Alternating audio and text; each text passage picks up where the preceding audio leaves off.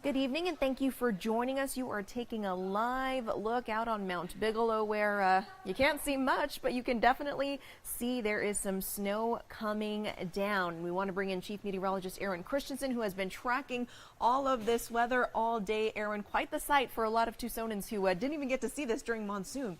And you know, we can't see the tops of the mountains or during the day because of all the cloud cover, but we do have some cameras up there like you were just showing. And at Summer Haven, we have reports of about 2 to 3 inches of snow. So the point is it's starting to accumulate, whereas earlier it was just melting right on contact with the ground. So certainly gives us a sign that we're going to see more snow as we head through the course of the night.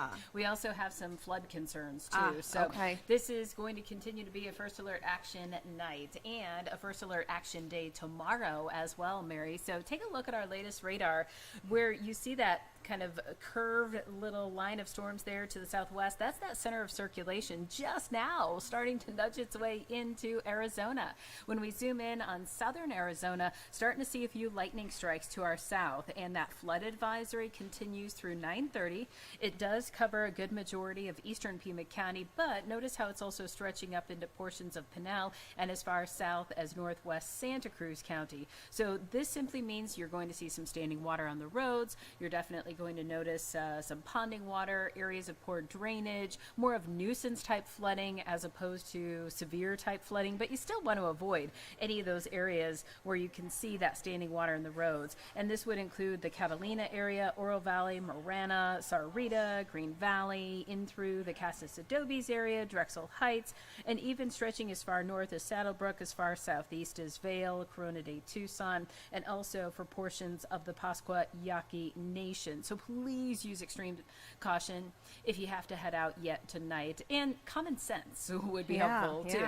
We do still have a couple of flood warnings across western, southwest Arizona. So anybody you know who may have headed out on I-8 the past couple of days, or I-10 connecting with I-8, or the past couple of hours rather, give them a call. They have flash flood warnings there all the way through 10 o'clock. Starting to see sort of the tail end of that round of rain for the metro area. It's still west of I-10. It will continue to head to the east. Our first alert future radar does concur that we'll continue to watch that line, sort of the end of that rain for the Tucson area as we head through about midnight, but it's going to linger across Greenlee, Graham, Cochise counties, so we know those areas have already had some rain today, more rain on the way tonight. And then tomorrow, a lot more spotty, isolated showers, not nearly as widespread, but given the rain that we've had today and how well saturated the ground is, we know it's going to run off even faster. So that's why it's another first alert action day. You want to make sure you've got that First Alert